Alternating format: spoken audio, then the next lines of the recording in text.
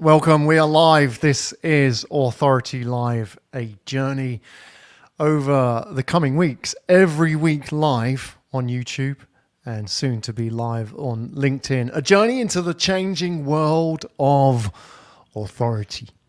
So we're going to look at leadership, storytelling, podcasts.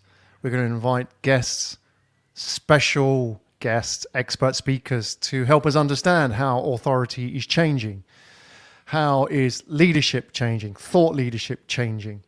We want to know what works today and what doesn't work because a lot has changed, as we know, in the last couple of years. So we need help understanding, framing that change. What does it mean to be an authority? How do you create authority? And what does it do for you and your business, whether you are an author, a coach, or a corporate leader even? What does authority mean to you and your following? That's what we're going to look at today to help us unpack that journey. And joining me on the journey, we have our team here today. I'm joined by part of the Pickle team. We've got Rachel Franklin Hayes and Joe Crammon in the studio. Hi, guys. Hi, Graham. Thanks for having us on. I'm excited for this. Yeah, it's great to be here. Looking forward to it. Very much looking forward to chatting with you. My name's Brene Brown. I will be guiding you on this journey into the world of authority and inviting in special guests from our network, authors, experts, thought leaders who can help us understand what is changing and what does it mean to us. So today we're going to start this journey in probably the biggest change we have in the world of authority. And there is a lot of talk now, if you have not been living under a stone in the last couple of years, in the world of corporate, everybody's talking about vulnerability. What is vulnerability and what does it mean? We're hearing words like transformation and we're hearing words like mindfulness. What does that mean to corporate leaders? How do you be vulnerable? What does it mean to be vulnerable? And how do you do vulnerable? There's a lot of talk about it, but what does it actually mean when the rubber hits the road? So maybe we can start with a definition. Let's have a look at the definition, and then we will have a quick look at who the special guests are coming in today. Let's start off with a definition. We have one from the Oxford Learner's Dictionary. I'll read it out here. Vulnerability. What does it say here? The fact of being weak and easily hurt, physically or emotionally. That sounds like a negative thing. What do you think of that definition, Rachel? Does that work for you? Do you think when you hear somebody say they are vulnerable, is it almost in a negative way? I think like we're talking here in like the really traditional sense, right? So like being vulnerable as in like I'm a newborn baby and I'm vulnerable. I think that the way that we're twisting things now is that this doesn't necessarily translate to vulnerability in that like corporate business setting. It's not so much a negative anymore, right? Like we can do it in a powerful way. Yeah. Well, that's what we're going to ask our guests today. What does it mean to do vulnerability in a positive and powerful way? We've got a study that I want to share with you. I've got an interesting study about employees and their attitudes towards vulnerability. But before we do that, let's have a look at who our special guests are coming in. If we can get the card up, we can have a look at who is joining us today. Both are authors. Both have written on subjects related to vulnerability. And you may or may not know them. You probably do. They're pretty well known. So can we get the card up? So we can have a look at who our special guests are. So special guest joining us today, we have Nick Jonsson, author of Executive Loneliness, a great read, and probably quite a heartfelt read as well, a heartfelt book, which really looks at leadership from a very different and unique angle, which is beyond what you've learned anything like in business school. And after Nick, we got Aneace Haddad. Aneace is the author of The Eagle That Drunk the Hummingbird Nectar. Again, about leadership. This time, taking really Nick's riff and then developing it a bit, looking at transformation, looking at themes of mindfulness. I think we're going to learn a lot today. We are certainly going to learn some interesting insights into leadership and vulnerability today. Joe, you've had experience working with Nick. What was your impression of Nick the man? Well, me and Nick share some sort of similar resonating stories with the vulnerability and the kind of background in fitness, because obviously my background is 17 years competitive bodybuilding, and I've been through my own journey of vulnerability and insecurities when I was younger, and definitely the self leadership aspect is extremely important. That's the thing that people need to now focus more on, I What do think. you mean by self-leadership? What is that? Well, self leadership, it's more about taking control of your actions and your nutrition, your health, your mindset, rather than just sort of running your team and making sure that they're happy. It's also looking after and optimizing your own mental health and your own well being as well, so that you're able to be the pillar of sort of authority for them and an example for them. So the self leadership is really important. Yeah. I think Nick writes a lot about self-leadership. We'll come to that in a minute when Nick joins us on the show. Before we get there, a global study by Catalyst, the consultancy. If we can get this data up here, I'll read it out. So if you can't see the screen, if you're listening to us on audio on the podcast, let me read this for you. A global study from Catalyst of over 12,000 employees revealed that when managers are vulnerable, employees are more willing to go the extra mile for them. Despite this, the same study found that just 4 in 10 employees have a manager who showed openness, and just 24% said their leader was comfortable being vulnerable. Rachel, do you think this is potentially a generational thing, or has it always been like this? Do you feel, for example, that younger generations now want vulnerable leaders and older leaders aren't used to it? What do you see as somebody, I would say, as a millennial potentially? Yeah, What do you absolutely. millennials think? I think that people now are wanting to really experience that vulnerability in leadership, like having an open and collaborative workspace is really important to people now. And I think a lot more leaders, like, I'm not surprised by the numbers. We've all worked for typical like bosses, right? But I think if leaders knew how much of a difference it could make motivationally to teams, a lot more people would be really wanting to step into that vulnerable space. I'd also be really interested to know if like the self-report of these leaders was the same as the employee results. Like, do leaders think they're being vulnerable, but employees don't perceive it that way? Like, what else is going on here? There's probably a gap, isn't there? That's why Yeah, a for lot of, sure. I mean, a lot of the guests we'll have on this show are coaches, and a big part of what they do are 360s, where you have to be vulnerable as a leader and you take feedback from your team. That's pretty hard because now you are at their mercy almost from their thoughts and critique of you. So Yeah. I don't think every leader is, and certainly not, I don't think every leader is ready for that. So it takes a bit of training. Let's have a look at this idea of mental toughness, because this is going to be a nice bridge to Nick, who's joining us shortly. There's an article here from AQR International, which is looking at vulnerability through the lens of mental toughness.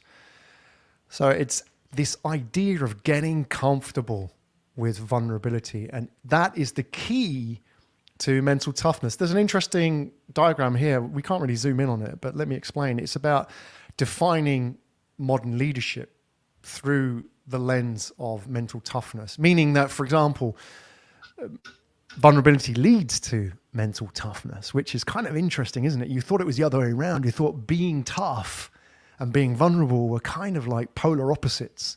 But the idea now is that if you're vulnerable, it creates this resilience in you. Maybe that openness, maybe this idea, and I would love to get our second guest, Aneace's thought on this from leadership, is this idea of, I don't know. I don't have all the answers, but I'm surrounded by interesting and very skilled people who can maybe ask the right questions. So let's talk about mental toughness. Let's talk about vulnerability. I'm really pleased that good friend Nick Jonsson is joining us in the studio. Coming up, best-selling author of the book Executive Loneliness, mental health advocate, Ironman Supreme, age world athlete. He really is all-round mental tough guy, but at the same time, very vulnerable. If you read the book, Executive Loneliness, you'll get an understanding of what it's about. So let's welcome Nick Jonsson to the studio. Nick. Thank you. Lovely to have you here. Thank you very much. Awesome to be with you. Thank you for covering the topic of vulnerability. I read your book. I really enjoy not only the read of the book, but the storytelling. It is vulnerable. I mean, it's a great example of your own vulnerability. You put it out there. You spend a lot of time with corporate leaders, so you're positioning yourself in a way that, I've failed massively.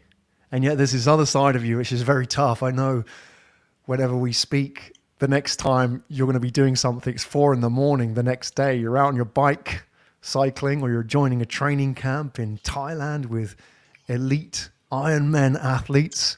Do you think of yourself as mentally tough? How do you view your own sort of mental conditioning, Nick? Well, I think it's all interlinked, and mental toughness to me means that you understand your emotions, you can recognize the feelings, and when you're grinding through a hard workout or a race, you acknowledge the feelings that they are there, but you don't just bite together, you just don't hold always together. You can afterwards talk to your coach about those feelings, and perhaps even talk to a nutrition coach if you were cramping, and to figure out how can you make it better next time. So it's all about, acknowledging the feelings first to yourself and be honest with it, and then talk to someone about it. So it's all about, mental toughness, as you said before, is linked back to vulnerability. And that's how I want to see it as well. What do you think about those very macho cycling cultures? You and I have both cycled with a lot of, it basically is men in bike clubs, cycling clubs. You do endurance sports, and for those that don't know, an Ironman involves, amongst other things, a 5 or 6 hour bike ride and then a marathon, and not forgetting the swim. But that sort of long distance training with a lot of cycling, it's very macho, isn't it? It's very, it's like the dominant monkey of the pack. So there's not much vulnerability going on there. How can you sort of match those two worlds together, one of vulnerability and yet in these sort of very macho cycling cultures? It seems that if you show vulnerable, you're the one who's going to get bullied. Well, I think in any of those races, you will have a lot of non-finishers. I raced in Malaysia last weekend, which was an Ironman 70.3. It was 33 degrees, but if you read the app, it says feels like 40. And that's certainly how I felt it. It was about 700 that started the race. It was 600 that finished the race. So what happened then to the 100 that didn't finish?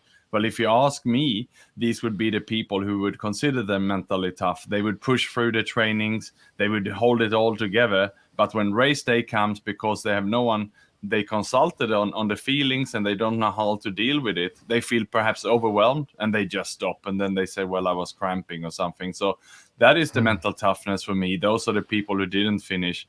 I managed to finish. Yes, it was painful, but I was prepared. I knew it was going to be hot. I reached out even before I had prepared, but even the day before and even the morning, I was having chats with my coach. I was checking in. It looks like is this going to be the weather? Okay, well, take it a bit easy. Don't push as hard in the run. Go a little bit slower. Walk up the hills if needed. Take some extra salt tablets. That is what came with the vulnerability, and therefore, the mental toughness was something that I didn't go through the race alone, even though I was out there alone, and I finished the race. So that's perhaps is a pretty good example of how we can use vulnerability by asking for that support and not having to push through and either giving up or finishing it in a state where you end up in an ICU. Yeah, we're going to talk about that in the world of corporates as well, because you do a lot of good work with effectively corporate leaders who are facing issues, whether it is loneliness, or anxiety, or vulnerability. And some of those conversations are very candid and very, emotional, the challenges that they face. We'll get to that in a minute, but I want to bring in Joe, because Joe, another athlete of a different shape and size, champion bodybuilder. What was it like in the world of champion bodybuilding, getting on stage? I'm hearing Nick talk about being vulnerable and, getting support and, maybe never giving up. Now, what's it like in the world of champion bodybuilding? If you had that kind of mindset, would you kind of be seen as a bit of an amateur, or maybe you wouldn't fit in? What is the general zeitgeist and culture like there? They're very, very macho, very sort of old school sort of macho mentality. And it's interesting because when you go backstage, the guys are trying to psych each other out. It's like, I don't know whether anyone's seen the documentary by Arnold Schwarzenegger, Pumping Iron, where he was intimidating Lou Ferrigno. He was trying to wind him up because the guy was insecure and a lot younger than Arnold, and he looked up to Arnold. And a lot of that stuff goes on with bodybuilding, is this kind of psychological mind games, people pinching each other's stuff, like the tanning pots and the things that we put on before we go on stage and all that.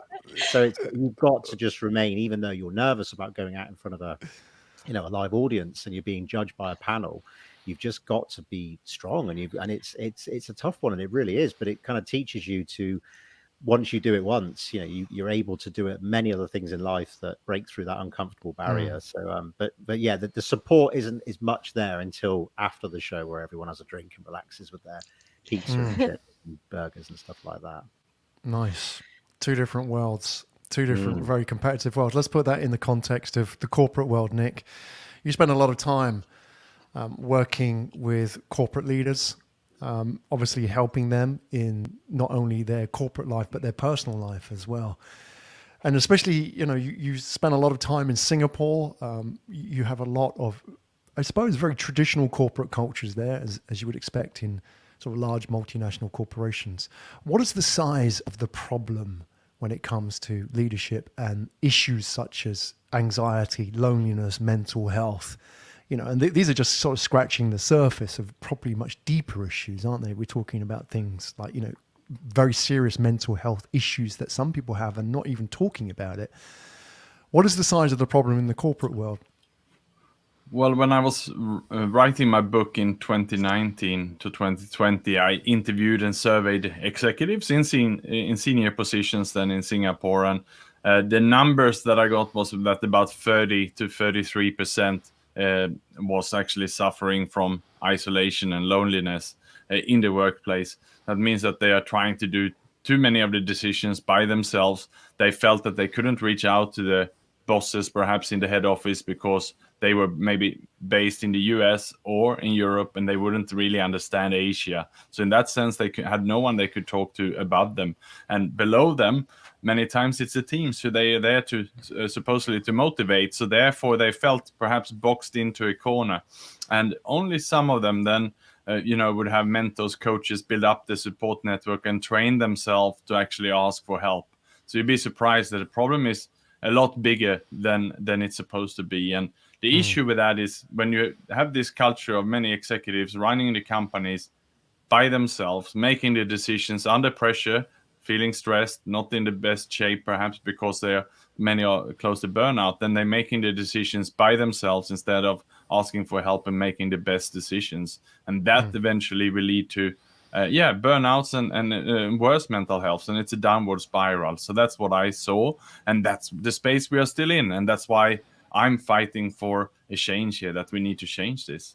Coming up in a minute, we have another perspective on vulnerability. Aneace Haddad, author of the book The Eagle That Drank the Hummingbird Nectar, which really is an apocryphal tale, or fable, I suppose, about transformation and leadership and vulnerability. Before we introduce Aneace, Nick, I want to know, does this particularly affect a certain type of person? I'm thinking in terms of generations, age, demographics, gender. Are there, when you talk to people who are suffering, is it equally men and women? Is it equally old and young? Is it equally, different ethnic backgrounds, different races, etc.? How does it sort of fall?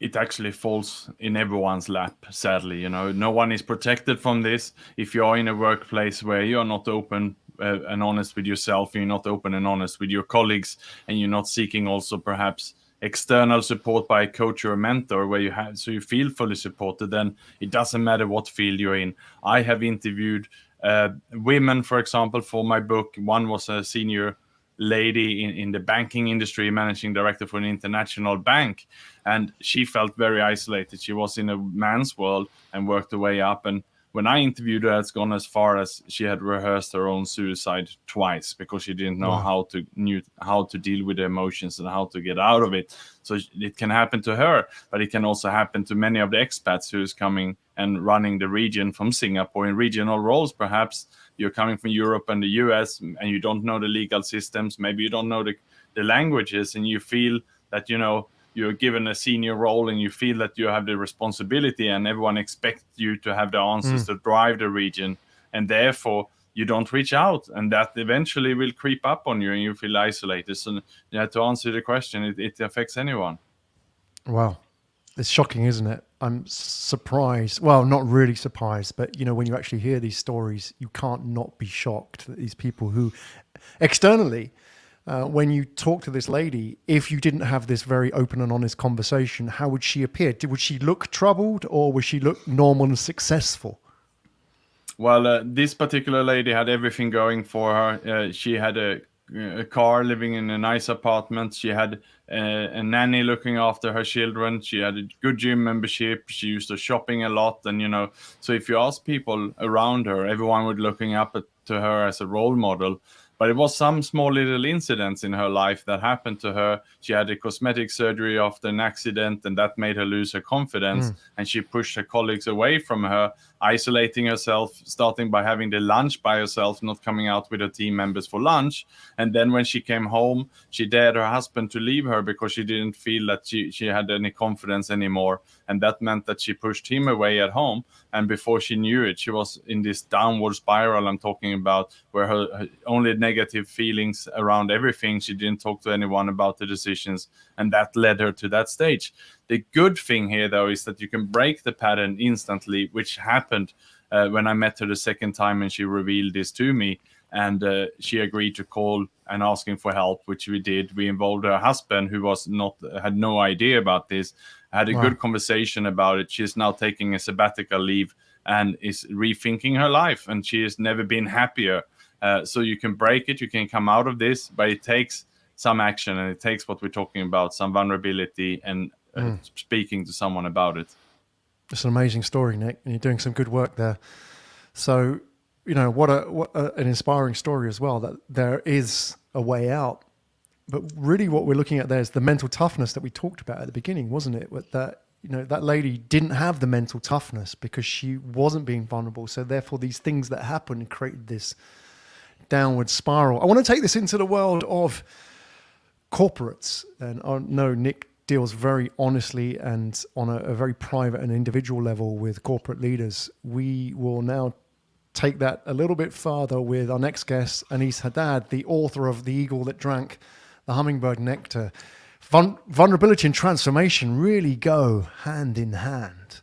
These are two key parts, two sides of the same coin. We've heard about the transformation earlier. Nick's case study, the lady that was in a suicidal state who transformed her life and eventually became a lot happier. But that requires something to break, some kind of mindset to break. Let's bring in Aneace, if we can patch him into the studio. Aneace, welcome. Hello, good to see you. It's fantastic to see you. It's good to catch up. Aneace Haddad, everybody, author of The Eagle That Drank the Hummingbird Nectar. For those of you who haven't read the book, just a quick 101. I know people are going to be curious about the title. Who's the eagle and who's the hummingbird in this fable? Okay. It's the story is bookended by two dreams that the protagonist is a former tech CEO. Basically, he was me when I turned 50, going through transitions. I turned it into fiction, so it didn't have to be like an autobiographical thing. But he has a dream at the beginning of the story and then a dream at the end. It's with the eagle. So the eagle that drank hummingbird nectar, it serves as a metaphorical image that just kind of bookends the story. So it's a story of transformation, isn't it? Essentially. Yeah. It's a story of transformation. Yeah. Great. Well, I know you work a lot with corporates. You're very much embedded in the world of the multinational corporations. And I don't know if you heard Nick's story earlier. He was talking about a lady, very typical, somebody has a very senior role, job title, and maybe was carrying a big burden. And yet she ended up in this sort of suicidal spiral because she couldn't talk. She couldn't open up. She didn't have anybody to talk to. And I think the key here is there's just one part of it, but vulnerability generally is the whole sort of journey of transformation, change. And now we're in the sort of era where people are talking about transformation. And, a few years ago, transformation was only something that was done by the company, wasn't it? It was digital transformation. But now we're sort of talking about personal transformation. Aneace, I want to hit you with some data here. We had a study which you ran at the beginning, and I want to get Nick's thoughts on this as well shortly. We've got a study here from Catalyst. If you can bring the details up, but Aneace, if you can't see the screen, I'll read it to you. Survey from Catalyst, the consultancy, said that of over 12,000 employees surveyed, they revealed that when managers are vulnerable, employees are more willing to go the extra mile for them. Despite this, the same study found that just 4 in 10, so 40% of employees, had a manager who showed openness, and 24% said their leader was actually comfortable with being vulnerable. I've got a Deloitte report as well. If we can bring that one up. Some more data I want to throw at you and get your thoughts, because your life has been in this corporate world. You understand how they think and how they roll. I've got a data here from Deloitte which says organizations with a culture of transparency and openness are 3.5 times more likely to have high levels of employee engagement. 87% of employees believe that a leader who's vulnerable leads to an open culture. It's all very well said and done, but what's the challenge? Why isn't everybody being vulnerable and transforming? What do you see from your experience when you talk to people who read the book or people in your network as well? It's hard.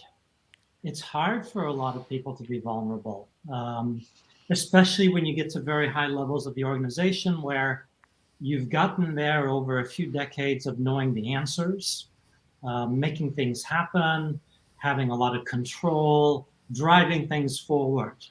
And then at some point, somebody talks to you about vulnerability, you go, yeah, that's all nice and good and all that. And it's hard to move in that way. Now, people do end up moving often when there's no other choice, or when moving in that direction appears to be the best option amongst all the other options. Otherwise, it's hard to go down that route.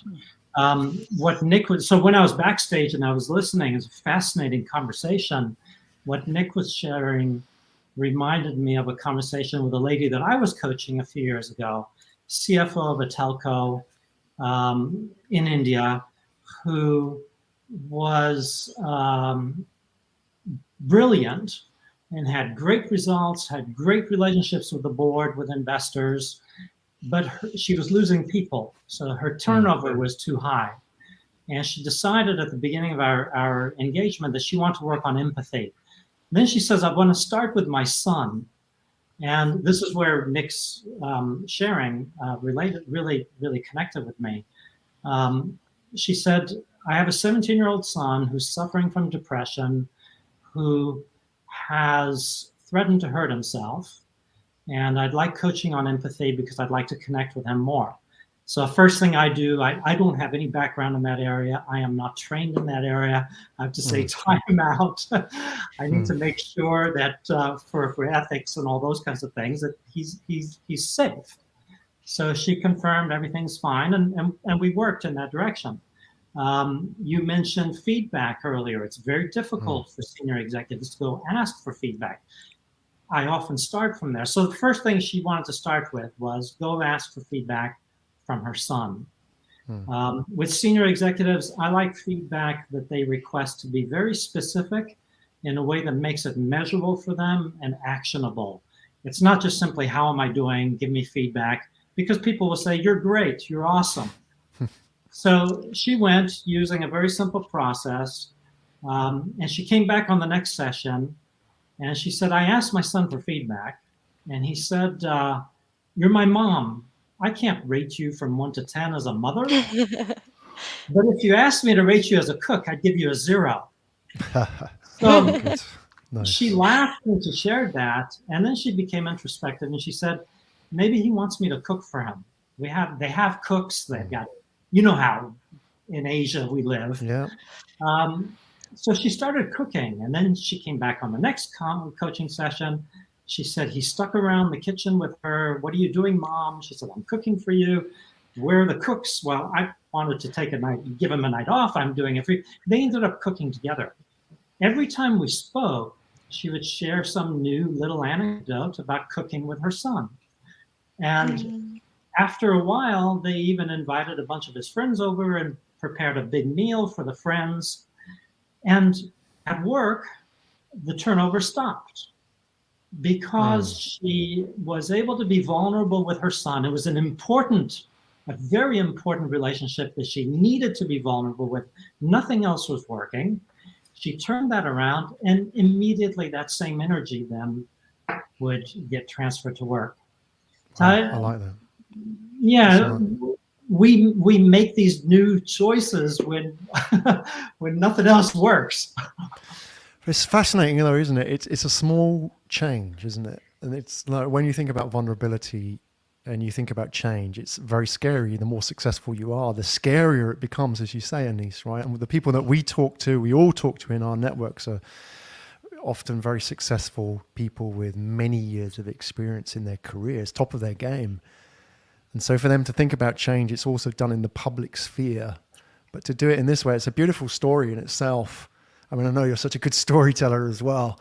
And that's how we create change, isn't it? Through stories. And we see, for example, that this happening, but a small change creates this. It's the small wheel that turns the big wheel. Nick, I want to get your thoughts as well. I'm sure these conversations resonate with you, many of the conversations you had.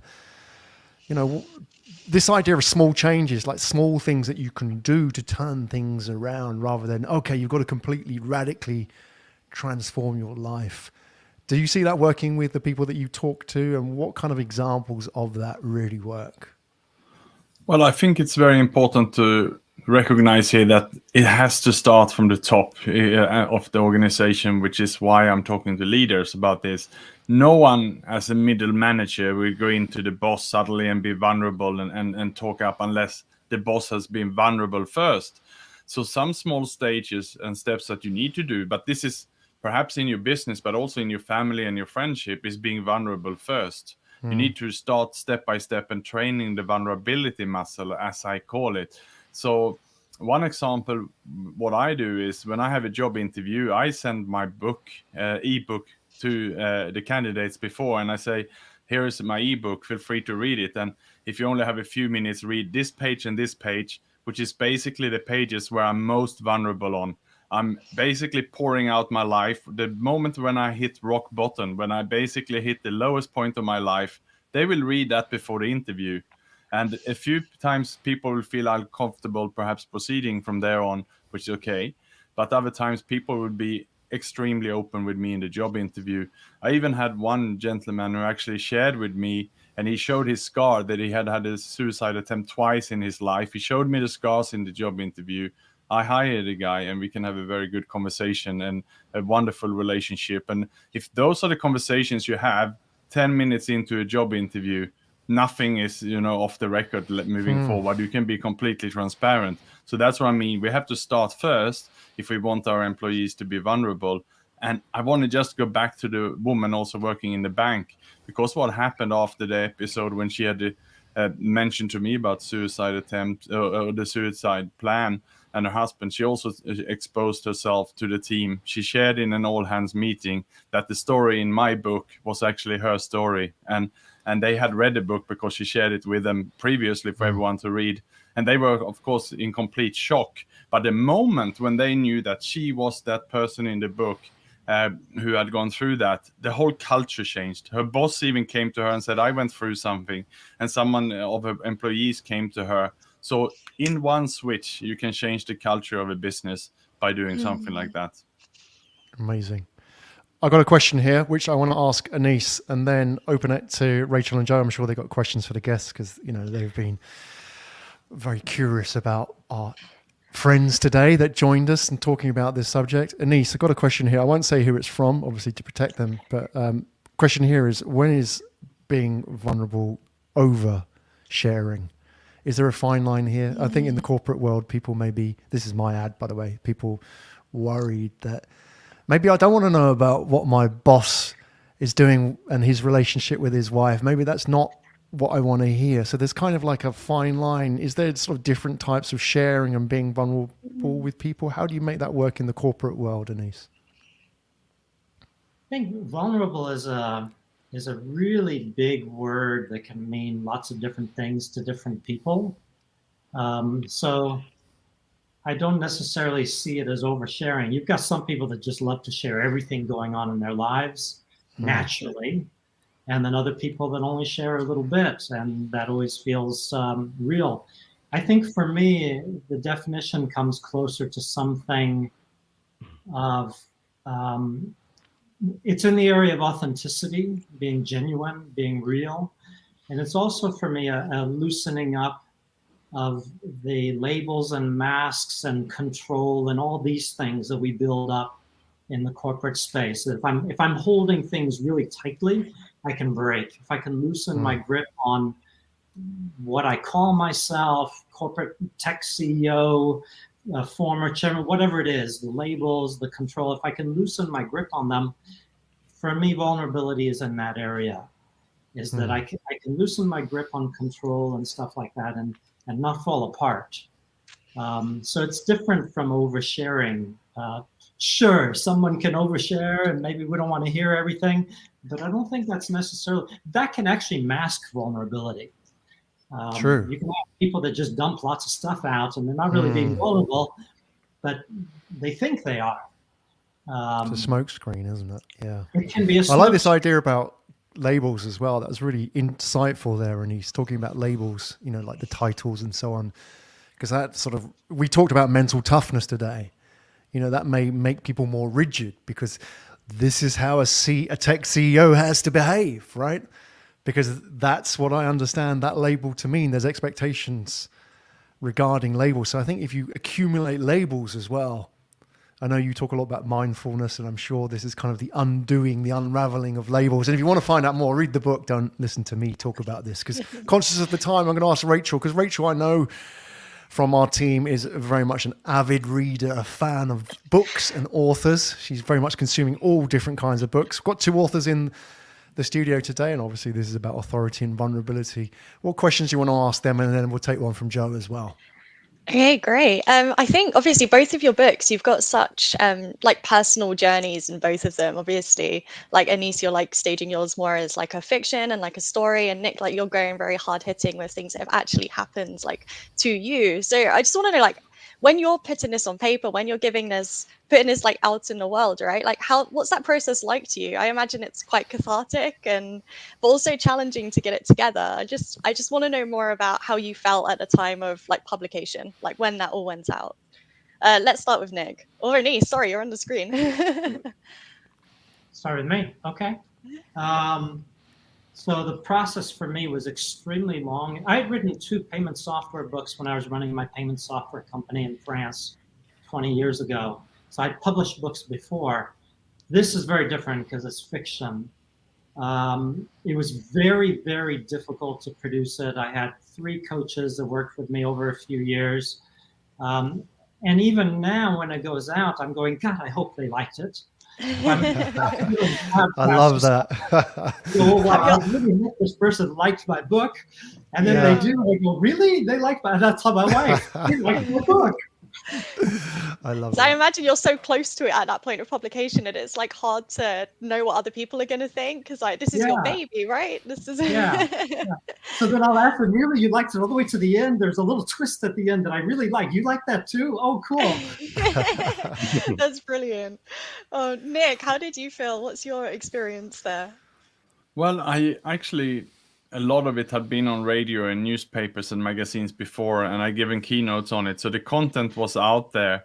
And the first time it was quite a shock. And I remember when I did a video in 2019, when I basically the first time I exposed my story, and I filmed it and I put it on LinkedIn, and it went viral. So within 24 hours, hundreds of people were writing to me privately, and there was hundreds of comments online. You know, that was perhaps the moment when it was, oh dear, what have I done? But then after that, you know, for every person that wrote, there was so many people who gave support. There were people who said, I'm going through it right now, or I just lost my wife through this, you know, thanks for speaking up on this, and so on. So there was so much positive things coming out of it, and that's why I decided to just keep going, because every single time, and also what you are doing today, I'm sure we will receive a lot of positive feedback from people for the positive message we're sharing here.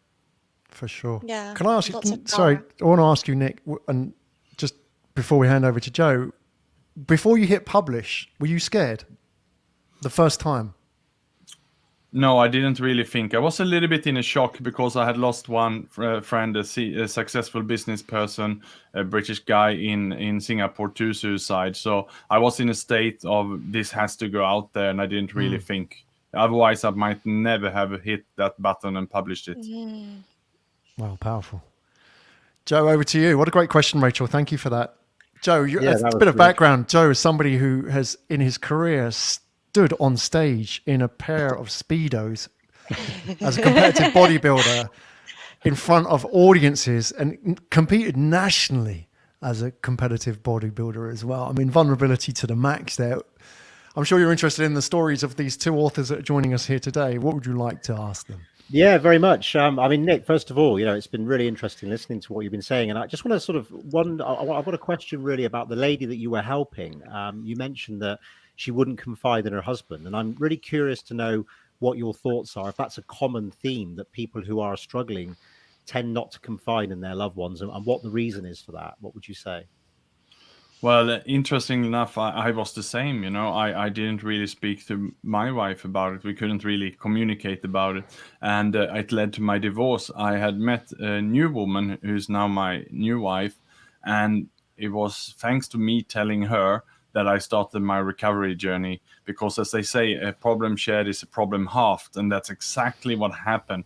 As soon as I told my coming wife, as it was at the time, she immediately dragged me to a doctor, and then I shared the story again, and then I felt better. And the doctor recommended me to call the support hotline, and then I called there, and then it was just, unraveling very quickly. The recovery come very quickly. So I think many times, we're hiding what I call behind a smiling depression. We don't want people to know. We're trying to show the best side of us. We don't want to bother other people. And once our confidence is low and what all our feelings are in a downward spiral, and we just want to be by ourselves in our thoughts, that's at least what I experienced.